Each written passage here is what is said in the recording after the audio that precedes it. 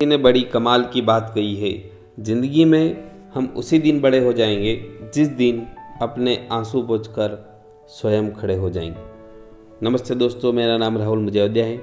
एक छोटी सी कहानी हम सुनाता हूँ। एक गांव के किसान जो कि एक गांव में रहते थे, उन किसानों की बात से नाराज़ होकर, क्रोधित होकर इंद्रदेव ने कह दिया कि 12 वर्ष तक फसल नहीं होगी, क्योंकि 12 वर्ष तक वर्षा नहीं हुई। किसान बड़े परेशान हुए कि ये क्या हो गया। उन्होंने दोबारा से प्रार्थना की, इंद्रदेव को प्रसन्न करने के बहुत सारे प्रयास किए।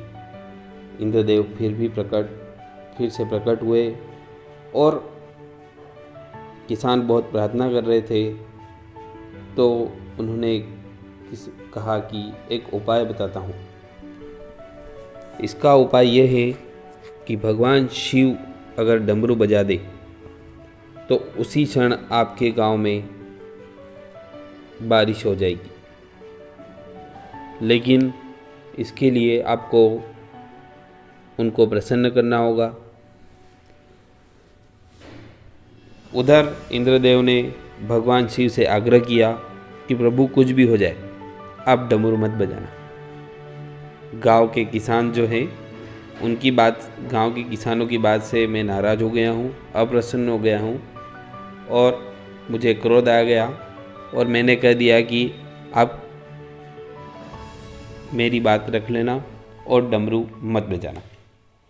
अब गांव के किसानों ने भगवान शिव से प्रार्थना करी, उनको मनाने के लिए, उनको प्रसन्न करने के लिए जो है प्रार्थना की।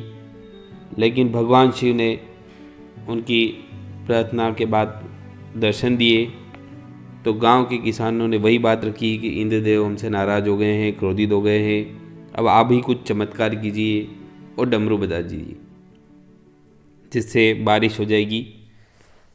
तो भगवान शिव ने भी कह दिया, अब तो डमरू 12 वर्ष के बाद ही बजेगा। उसके बाद क्या था, गांव के किसानों को लगा कि अब तो कुछ भी नहीं हो सकता, क्योंकि हमने सारे प्रयत्न कर लिए और अब उनके पास कुछ लास्ट ऑप्शन जो था वो भगवान शिव को मनाने का, वो भी चला गया था। तो गांव के किसान अपने अपने घरों में रहने लगे। उन्होंने अपना काम धंधा छोड़ दिया, क्योंकि उनको पता था कि अब वर्षा नहीं होगी तो खेत में फसल भी नहीं होगी। तो इसलिए उन्होंने अपने काम को छोड़ दिया और घर में रहने लगे। लेकिन उनमें से एक किसान ऐसा था जो कि हर सुबह हल लेकर चल पड़ता था, खेत को जोतता था, निंदाई गुड़ाई, जो भी फार्मिंग के कार्य हैं वह सारे कार्य करता था। और बाकी के जो किसान हैं वह उनका मजाक उड़ाते थे कि तू पागल हो गया है, तुम्हें पता है कि 12 वर्ष तक वर्षा ही नहीं होगी तो फसल ही नहीं होगी, तो फिर किस बात को लेकर तुम रोजाना खेत की ओर चल देते हो। वह जो किसान है वह रोज़ खेत पर जाता था। ऐसे ही फिर उससे पूछा गया तो उसने जवाब दिया कि मैं रोज़ाना खेत पर इसलिए जाता हूँ कि मैं खेती करना ना भूल जाऊँ, किसानी करना ना भूल जाऊँ। मुझे याद रहना चाहिए कि खेती कैसे होती है, बस इसीलिए मैं रोज़ प्रैक्टिस के लिए, अभ्यास के लिए निरंतर करता चलता हूँ। मुझे पता है कि बारिश नहीं होगी, लेकिन फिर भी मैं अपना काम करता रहता हूँ।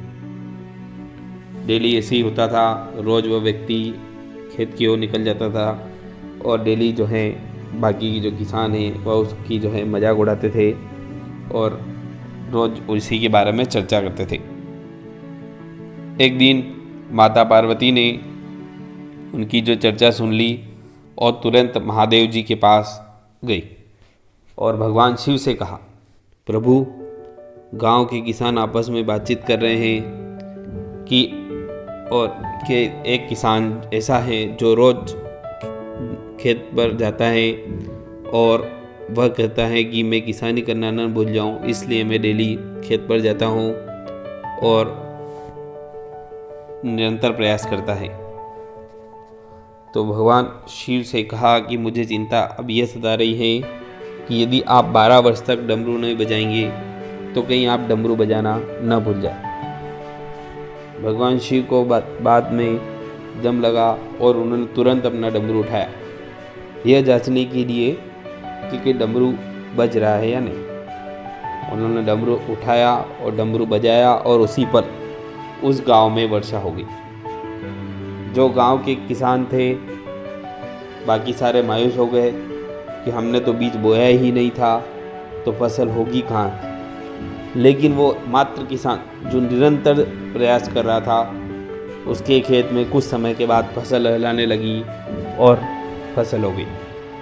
तो ये दोस्तों बहुत छोटी सी कहानी हमें यह सिखाती है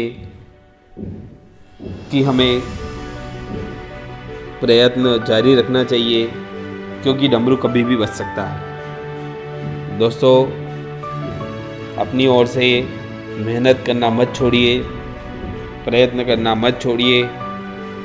अगर आपको लगता है कि आपके जो हैं सब किस्मत के दरवाजे बंद हो गए हैं, तो हो सकता है कहीं से खिड़की खुल जाए और आपकी जो मेहनत है वो सफल हो जाए। तो दोस्तों, कुछ कर दिखाओ ऐसा कि दुनिया करना चाहे आपके जैसा, और अपने प्रयत्न को जारी रखें तो आप एक दिन अवश्य सफल होंगे।